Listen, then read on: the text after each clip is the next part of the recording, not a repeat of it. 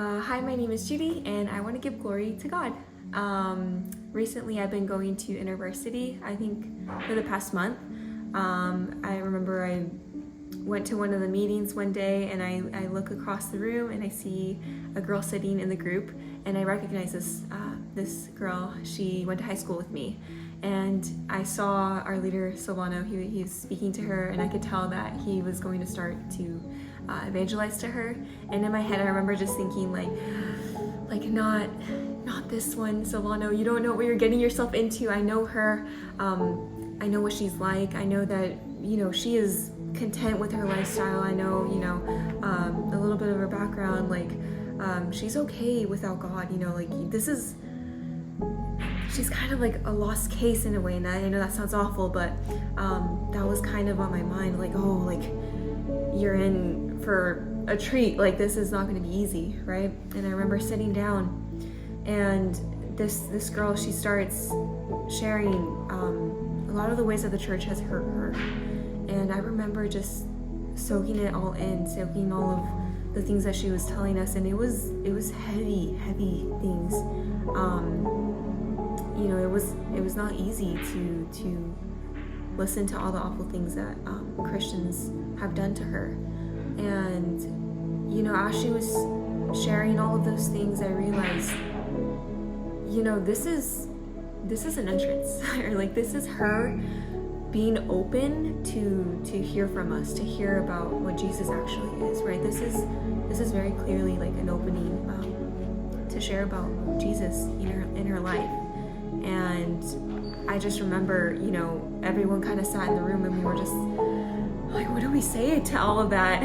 And Silvano, the only thing he said, and this was it, right? He just said, on behalf of all Christians, I'm sorry. I'm so sorry. And she responded by saying that was the first time that any Christian had ever apologized to her.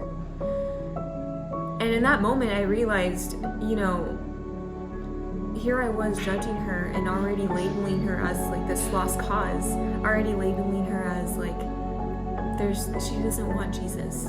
There's no reason to reach out to her. She already knows the path that she wants to take, and she's content with it, right?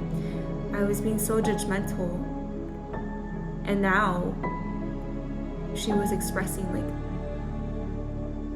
this openness to listen to us. I could tell that her heart was softening just because he said sorry.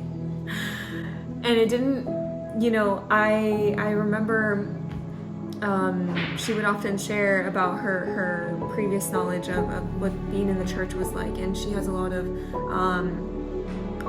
different takes about who God is, which are wrong, right? And I remember in my brain, my over religious brain sometimes, I was thinking oh, that's wrong, and I remember wanting to blurt out and correct her on all these things. But then I realized, what she needs right now isn't someone to preach at her. She just needs someone to hear all of the things that she needs to get out. And that's what creates that space to be able to connect, right? To be able to love her. And I don't know, God was just exposing a lot of the self-righteousness that I have in my heart, a lot of the judgment that I have in my heart, and even hypocrisy. I think I'm quick to call other Christians out on how they judge people who walk in through the church doors. And here I was doing the same thing. And so God really struck me with pointing out my pride and revealing to me what true humility would look like in this situation. Not letting your preconceptions of people get in the way of you sharing love, true love with them. As I've been going to InterVarsity, I was raised in the church. I know how to I guess argue with people or debate with them on certain topics and things, right? I know how to share the gospel. I know word for word, textbook Bible stuff. I've been trained in all of those things, right? So in my mind, when I thought of evangelism, I thought of all those things, that like routine, the right words to say. But as I've been going to InterVarsity, I realized that it's not rigid. It's not one thing. The way that Silvano has showed me, or like taught me, that is a form of evangelism, is to just listen to people, to just listen what they have to say instead of just preaching at them. And so with this girl, we've just been listening to her and everything that she has on her heart to pour out and to share with us, and it's helped her. She told us about how, she goes to therapy, and her therapist even asked her, like, what, have you been doing something? What's going on? You seem really happy. You seem very different. And she shared that she's been going to these meetings with, this group of Christian people, and her therapist was even like, well, it's helping. It's helping you. And in my heart, I was just like, we didn't follow the step 1 through 3 plan that I have had engraved in my mind. All we did was listen. All we did was, gently give her some bits of truth to trade for the lies that she has right now. All we did was like this little by little kind of like clawing at, her everything that she's giving to us, right? We just kind of help her navigate through that, right? And so it has showed me that, again, God works in ways that He works outside of our structure, I guess you could say. So she's been coming out for, I think, a month now. She even shared with us at her last meeting that she opened up her Bible for the first time in years. And I was so shocked, and this was kind of like God saying, like, see, it's not about you. It's not about what you say. It's not about what you think about this person. It's not about how you evangelize to this person. I'm the only one that brings the increase. Like, I'm the only one that brings the growth. You just have to do what I commanded you to do, which is love people and love me, right? And yeah, I asked her what she had read, and she said she read Psalms 13, I think. And I think in that passage, David is like going through it.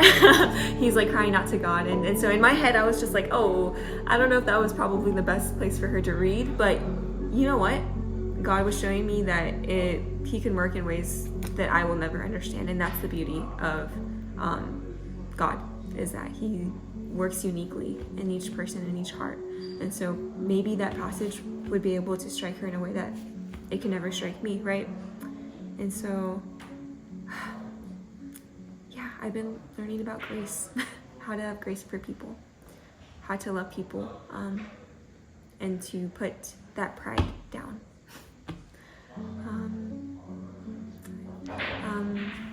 That's all I have, but thank you for listening to my story, and I hope that this is encouraging to you, to for all of you, no matter how many years you've been in the church, right, to be open for God to still work in your heart.